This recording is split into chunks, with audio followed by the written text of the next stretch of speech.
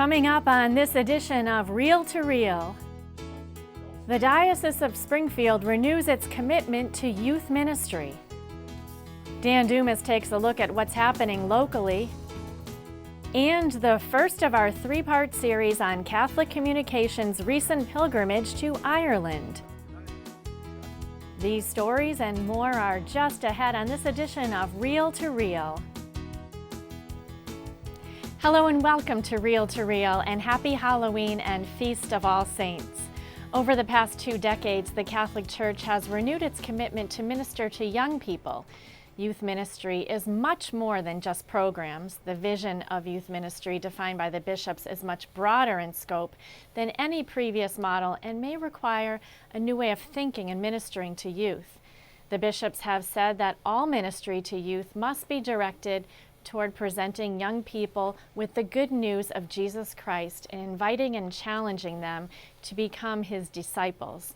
Now, with this in mind, Springfield Bishop Mitchell Rosansky recently appointed a new director of youth ministry for the Diocese of Springfield. Gina Serwinski was named to the post this past summer, a position that had been vacant in the diocese for several years.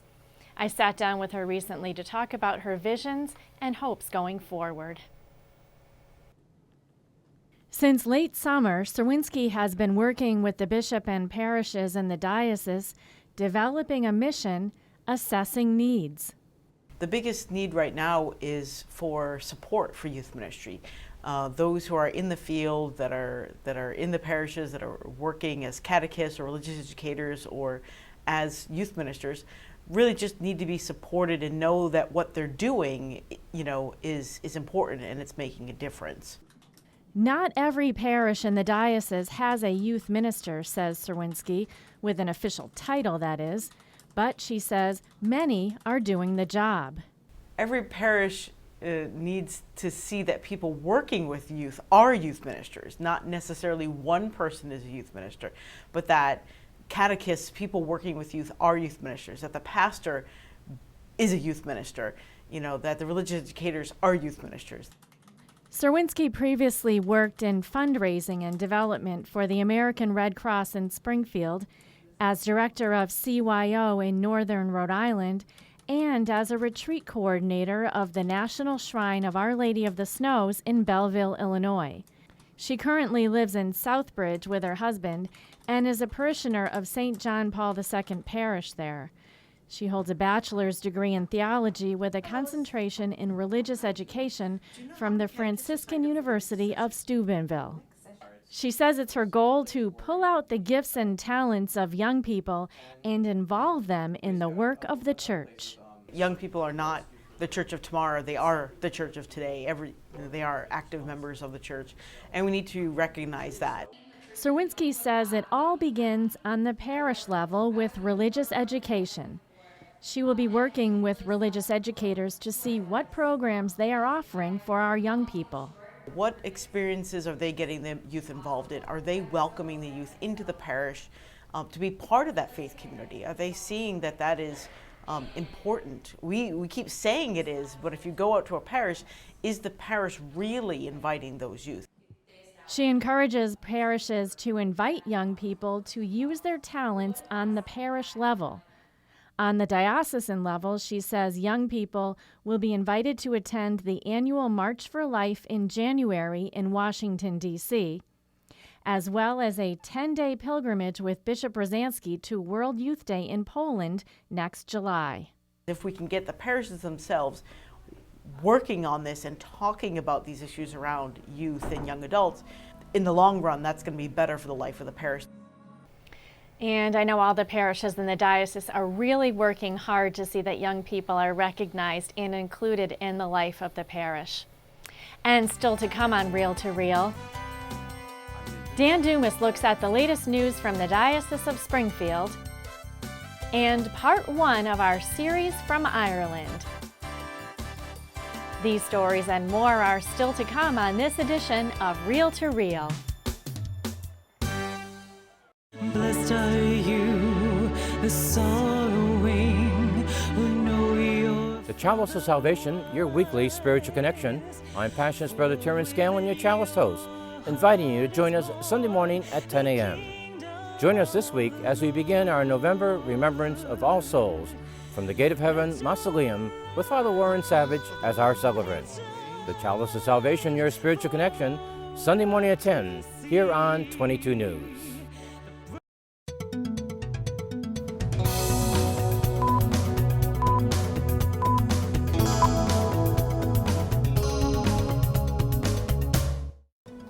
I'm Dan Dumas with your Reel-to-Reel News Brief. Well, another week and another step forward for Pope Francis High School. Sharon Roulier reports. Pull it right down. There you go. Springfield Diocesan school officials unveiled signage of the project during a press conference at the Surrey Road site. The event brought together students and faculty from both Cathedral High School and Holyoke Catholic, as well as students from neighboring St. Michael's Academy, highlighting in a concrete way that Pope Francis High School is coming their way. I think everybody is waiting for the indications of the project moving forward, and this is just the beginning of it. We'll also be showing some initial conceptual designs that have moved forward for the new school. So I think everybody will become very energetic and energized as the process continues to move forward. Executive Director Dr. Paul Gagliarducci, who is leading development of the new school, revealed 2 architectural renditions for how Pope Francis High School may look when constructed.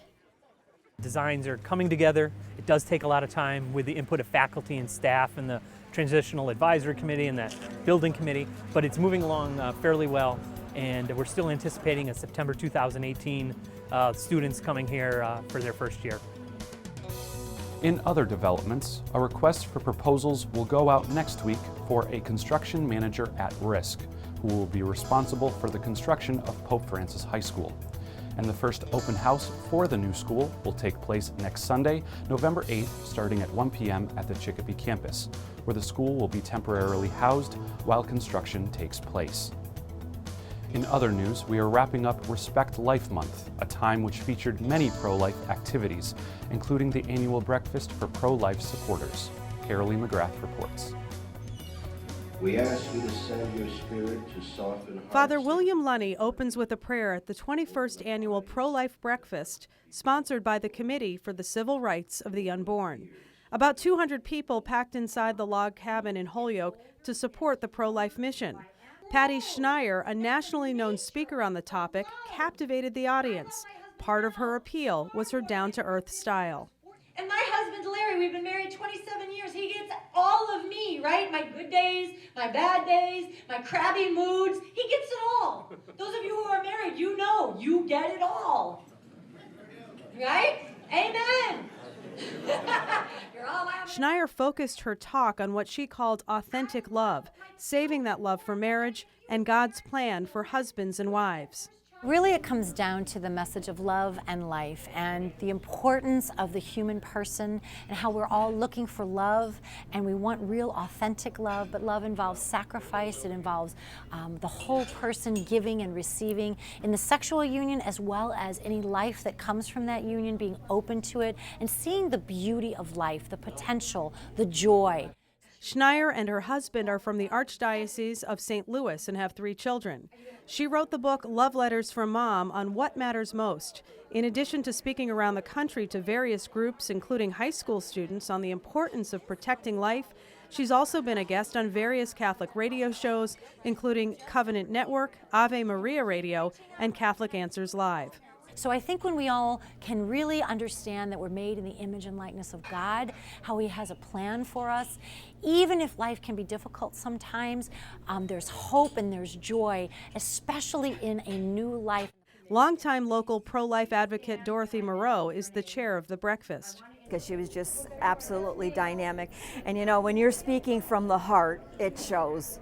Money raised from the breakfast goes to support pro-life candidates in the area, regardless of their political parties. You know, we have to learn to ask our candidates that are running, what is your position on life? Because we know if they are pro-life, we know everything else falls into place. Several politicians from the area attended the event. I'm Carolee McGrath reporting. And you can keep up to date on pro-life issues, as well as stay informed on all the happenings in the diocese and beyond by logging on to our news and information website, iobserve.org. There you'll find up-to-the-minute and accurate news on the Catholic Church. That's our news and information website, iobserve.org. I'm Dan DUMAS, and that's your Reel to Reel News Brief. Coming up in just a bit, we will begin our three-part series based on the travels this past summer of our Catholic Communications pilgrimage to Ireland. Although this is a country of great natural beauty, it is also a land with a dark history of hunger and famine. Today, Ireland is still trying to cope with the effects of this catastrophe of death and suffering, and this history is preserved in a Connecticut museum. We first brought you this next story back in March, focusing on the greatest tragedy in Ireland's history. Steve Kiltonick tells us now about the Great Hunger. In 1845, a deadly fungus attacked Ireland's staple food of the Irish tenant farmers, the potato. It was the beginning of a potato blight that devastated the Emerald Isle for the 7 years that followed. It was a dark period known as the Great Hunger, or in Gaelic, An Gorta Mór. When it abated in 1852, 1 million Irish perished and 2 million abandoned the land that had abandoned them. Ireland's Great Hunger Museum at Quinnipiac University tells the story of the Irish famine in a way not found anywhere else in the United States, through art, artifacts, and literature. John Leahy is president of Quinnipiac University.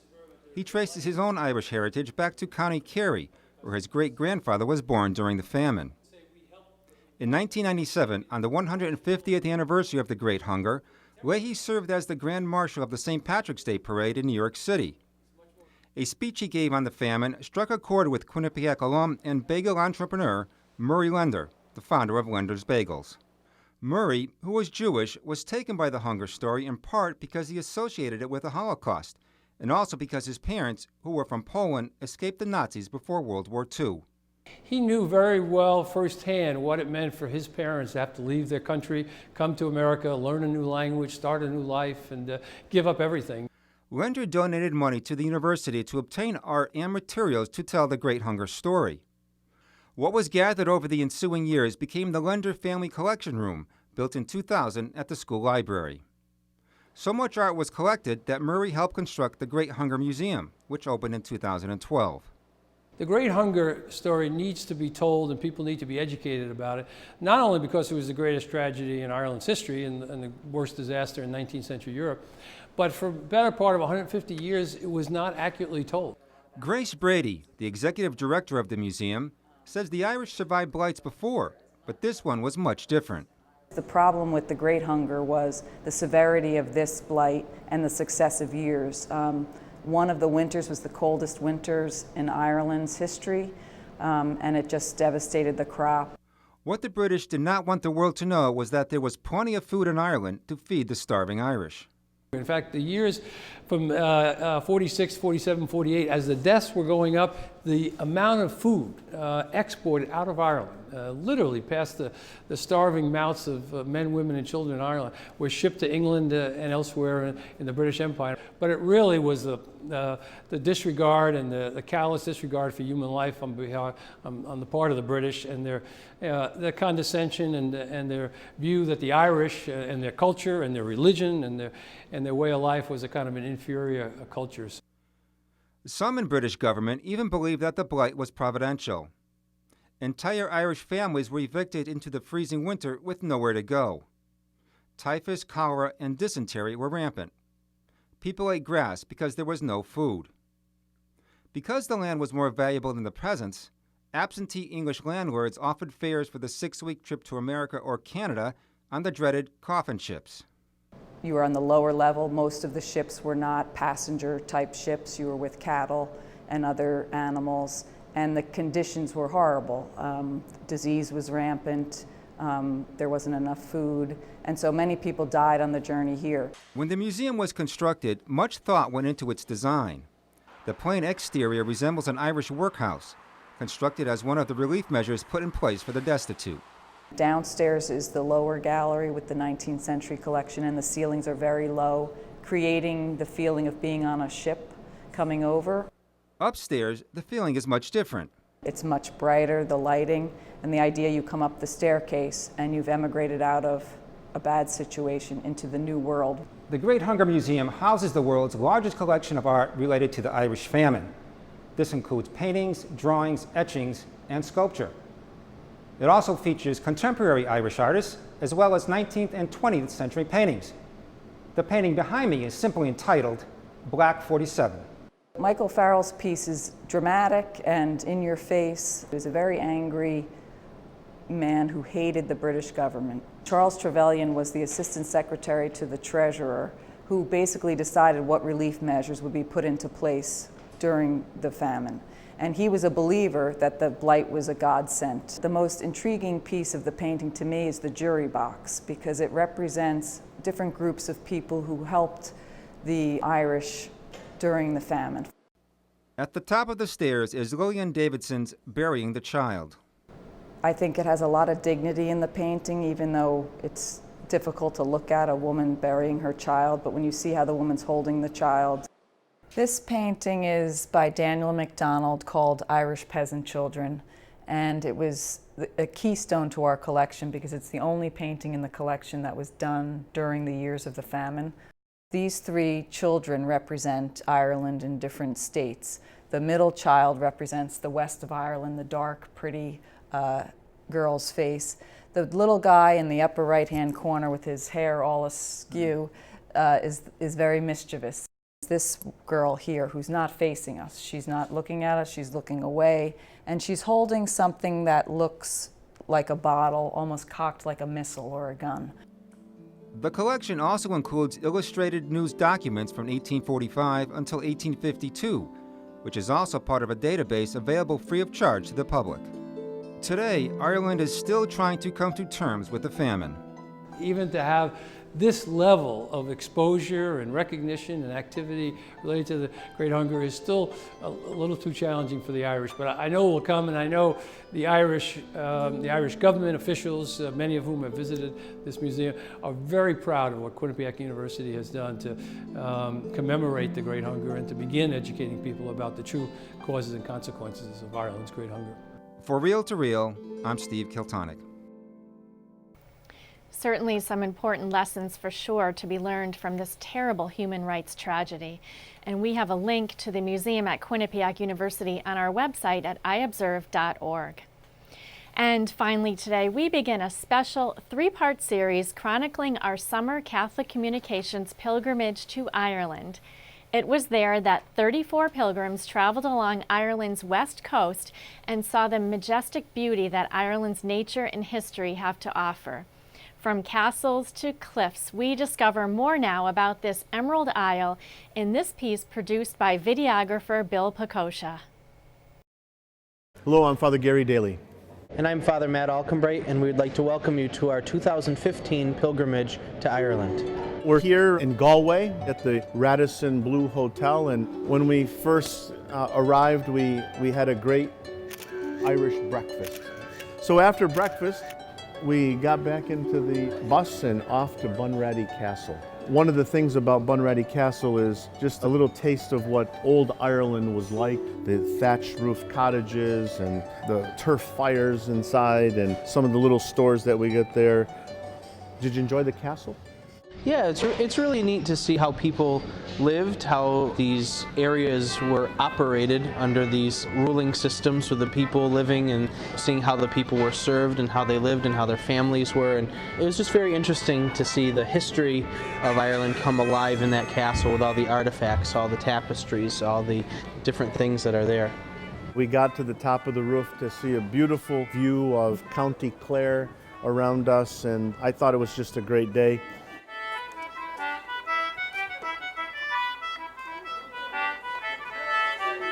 And then off we were to the beautiful part of Ireland in County Kerry, which is Killarney, known for its beautiful lakes, its parks. We woke up after a good night's sleep and ready to jump into the jaunting car, which is a horse and buggy ride through the beautiful Killarney National Park. And if I remember correctly, our horse's name was? Our horse's name was Bobby. Bobby, right. I wanted the whiskey horse so bad, but we ended up with Bobby. And the ride through Killarney was just amazing. And as the many times I've been to Ireland, it was the first time I experienced the horse and buggy ride through the national park. Horsing around in Killarney. I just remember the morning was so beautiful. I think it was forecasted rain, but worked out for us. And it was an absolutely beautiful morning to just be outside, enjoy the fresh air, and enjoy the beautiful scenery of that area.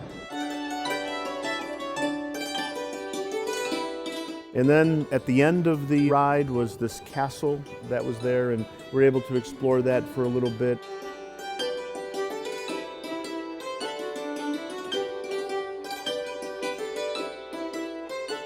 And then back on the bus with our great bus driver, Frank, who brought us around the Dingle Peninsula.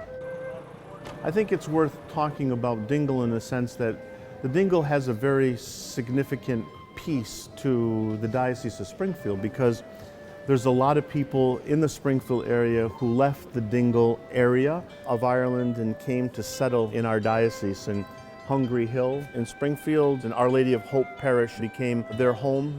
But the Blaskett Center has a great connection, more especially to the Diocese of Springfield. Michael Carney, who was the last survivor of the Blaskett Islands, has just recently passed away. Michael was certainly a legend in Ireland as well as here in Western Massachusetts, and it's certainly unfortunate we didn't have the opportunity to speak with him about our wonderful trip. Michael Carney left the Blaskett Islands and went to Dublin, and then Dublin to America, and settled with all the other people who left the Dingle area and went to Springfield, Massachusetts. The people on the pilgrimage really enjoyed seeing the room that had Springfield, Massachusetts on it, with all the artifacts there and the picture of Michael Carney and the map that shows Western Massachusetts and Northern Connecticut. I thought it was very inspiring, very informative, especially my former parish being Mary Mother of Hope in East Springfield, having many people from Our Lady of Hope at that parish now, having heard the stories of their lives in Dingle, in that area, and hearing the stories of Michael Carney, putting that into perspective and putting it to life, so to speak, was one of my favorite parts. Day 3 in Ireland. Who would have ever thought day 3 would probably be one of the most memorable days of our trip? Now, when we woke up in the morning, we knew that we were going off to the Aran Islands, and we knew that we were going to have an hour-and-a-half boat ride. But little did we know that the weather was going to be the way it was, and we were dealing with some very severe weather on the Atlantic Ocean. Father Matt, maybe you want to tell us how you enjoyed the boat ride to the Aran Islands. Well, it's funny. I think I enjoyed it just as much as everybody else did on that boat. Really? And how was that? That was with a bag close to my face. It was a rough ride. It was a rough haul, but we made it through. True pilgrims make it through. It was certainly not the best experience, the best boat ride in my life, but we made it to the island of Innismore, and we got there, we stepped off, we got our bearings, and we enjoyed that beautiful island and the history of it. When we got to the island and we went to St. Bridget's Church for Mass, and I know that I was able to preach that Mass that you celebrated there. Hallelujah. We come with a generous spirit here, and we thank God for this safe journey, and we thank God for all the little gifts that God gives to us along the way. If nothing else, the experience, even though some got sick, the appreciation of what people did in order to find freedom, in order to find a better life, in order to find something more than what they had. I was thinking about my ancestors, my grandparents, and many people's parents and grandparents that came over from Ireland, the potato famine, or Poland, or Italy, and for 3 months they were on a ship. It helped me to appreciate what they went through, and that was really a tough trip. Initially it was cold and rainy, but it lasted for about 5 minutes, and then beautiful sunshine, and to just get our little van ride around the island and learning about how those people survived. And 800 residents on that island. Imagine and the entire island's Catholic. There was a Protestant church here, and it's no longer here anymore, and all 800 inhabitants are Catholic. The priest has this island in 3 churches, and the other 2 islands as well he serves. And he wasn't here today because he was celebrating Sunday Mass at the other island, and he goes overnight there. After we had some lunch and people's stomachs settled and getting their sea legs, we're back to the dock. Back to the dock for a smooth ride. Right. Until about the end. It was a little choppy, but it wasn't as bad. Everybody got home safely. What a beautiful day we experienced at the Cliffs of Moher. Sunshine, hardly a breeze, and just being able to enjoy the scenery off that cliff onto the Atlantic Ocean. As one of our pilgrims said once we got to the top, he said, how can you look at this and not believe in a God? To look out at the beauty of creation and the beauty, certainly, of those cliffs. Just a spectacular view in all directions. No matter where you looked, it was a beautiful view. Even if you were looking from the cliffs back into the valley where we were, just breathtaking. So the Cliffs of Moher was a somewhat brief visit. We were probably there for an hour and a half and then off to another castle. When you look back, everybody says, oh, another castle, but these castles were so unique. The name of this castle is actually Dungora Castle. It's a 16th century tower house home that's about 500 years old, built and lived in by the O'Hines clan. They may all look similar or the same, but when you go inside them and see the different families, their different tapestries, their furniture, some of the stained glass, you see the uniqueness of each one. And to think that this castle was inhabited only to just very recently, in the sense of that yeah. private person just buying the castle and making it her home. And then off we were to Galway. One of the beautiful things about Galway is that it's a town that's very much alive. There's a great history here. The Pope at the time gave Galway the right to elect a warden, elected by the families here, in essence a mini bishop. So you had the priest in Galway, a warden, and ultimately his route was to the Pope. So they cut out anything in between. The 1500s, warfare starts to change a little bit, and as you get into the 1600s, then it's a change. You've got massive siege cannons come into play, and even though these walls could be 8 foot thick in places, still not thick enough for siege cannons. The walled city that you don't see in many places in Ireland today, but Galway's a really special place, and some great restaurants, some great pubs, some great music. Then going after our meal to see the street shows going on, the jugglers and the musicians out on the street all performing, the city just truly becomes alive. And so beautiful Galway is here, and we're just hoping to enjoy it for the last few hours that we possibly can before we make our trek towards the north. Well, thank you for sharing with us in this episode, and we look forward to sharing with you more in the next episode of our travels up north. We'll see you soon. I feel like I'm watching a video postcard when I see all these breathtaking locations, and we can look forward to much more from Ireland the next 2 weeks as our pilgrims travel to a Connemara Marble Factory, Kylemore Abbey, and Our Lady of Knock Shrine, and then they head north.